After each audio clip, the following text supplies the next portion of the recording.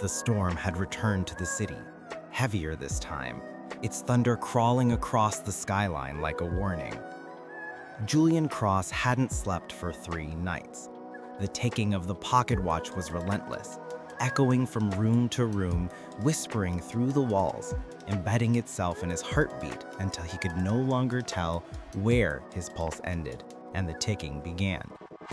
He tried to destroy it. He'd crushed it under a hammer, burned it in his fireplace, even thrown it into the river. Yet every morning it reappeared on his nightstand, spotless, still ticking. And every time it returned, the envelope beside it grew thicker. More names, more signatures, more dates. He had stopped counting after 20. Each name on the list belonged to someone who would die within a day. The first was a banker, the second a judge, the third his former mentor. Their deaths made headlines, accidents, heart failures, disappearances. But he knew better. He'd seen their names the night before each one vanished. The blood contract was collecting its balance. Julian began his search for answers in the one place no one would think to look, the archive beneath the courthouse. The Hall of Records was gone, but its foundation still stood beneath the city's oldest wing, sealed off after the fire years ago. He bribed a night guard for access and descended the narrow stairwell, flashlight trembling in his hand. The walls were slick with moisture, and the deeper he went, the more the air pressed down, dense, almost suffocating. At the base of the stairs, the corridor split into 3 tunnels, each marked with a single Latin word carved into stone. Debitum, debt. Contractus, contract. Judicium, judgment. He followed Judicium. The tunnel led to a vast circular chamber lined with rusted filing cabinets, each one labeled not by case number, but by names. Some were centuries old, others recent. The air smelled of mildew, ink, and blood. He opened the nearest drawer. Inside were contracts, written not on paper, but on human skin, inked in crimson, signed in names that shimmered faintly under the flashlight beam. His name appeared more than once. Different dates, different years. Each one tied to a new case. Julian's hands trembled as he traced one signature, his own, from years ago, still wet to the touch.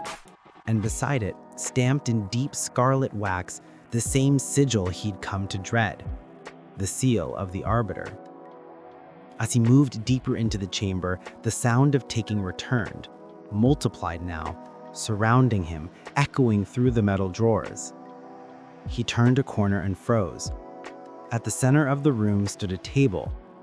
Upon it lay a massive ledger, bound in black leather, its edges singed, its lock made of rusted bone.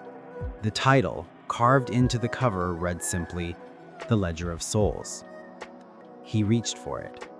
The lock broke easily, as if it had been waiting. Inside were names written in perfect order, thousands of them stretching across countless pages.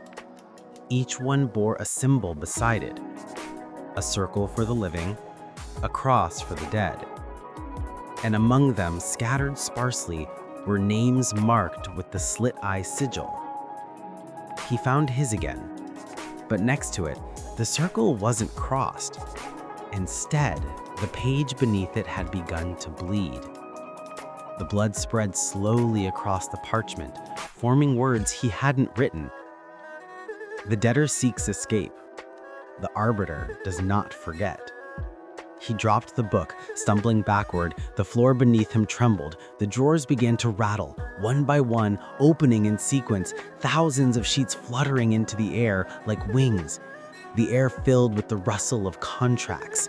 Each whisper carried a voice, a plea, a scream. And then silence. From the dark a light flickered. A shape emerged. Tall, shrouded, its presence bending the air around it. Its face was hidden beneath a craft porcelain mask, eyes glowing faintly from within. In its hand, the same fountain pen, dripping ink like blood. On its chest, a seal that pulsed with every heartbeat in the room. The Arbiter. Julian stood frozen as the figure moved closer. It did not walk. It glided, soundless, its robes trailing along the stone. Behind it, a faint chorus murmured, 1,000 whispers overlapping, voices of every soul that had signed the contract. It stopped before him. The mask tilted. From beneath its cloak, a skeletal hand extended a single sheet of paper. The contract. Julian's. But this time, the signature line was blank. The Arbiter placed the pen in his hand and turned the page towards him. For a moment, Julian felt the air vibrate, his body heavy, his vision dimming. He felt every drop of blood in his veins tugging towards the page, as though gravity itself had shifted. He looked down and saw his reflection in the ink. But it wasn't his face anymore. It was hollow, eyeless. The mouth moved soundlessly, whispering one phrase, again and again. Finish what you started. Julian screamed and threw the pen away. It struck the wall, bursting into liquid shadow that crawled upward like vines. The Arbiter didn't move. Instead, it turned its head, ever so slightly, towards the tunnel behind him. Something else was coming. The whispering grew louder, rising to a shriek. The walls began to pulse, veins spreading through the stone, the air filled with the smell of burning ink. Julian ran. He burst from the chamber, sprinting through the tunnels as the ground trembled beneath him. Shadows chased him, not forms, but silhouettes flickering in and out of light. The tunnels warped, stretching endlessly, every direction repeating itself. He tripped, fell, and when he looked up, the exit was gone. Only walls, shifting, breathing. He crawled forward, fingers scraping over the damp floor until they struck something solid. The pocket watch, still ticking.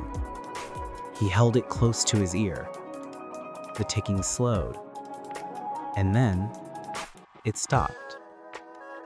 A voice whispered behind him, "Time is not yours to break."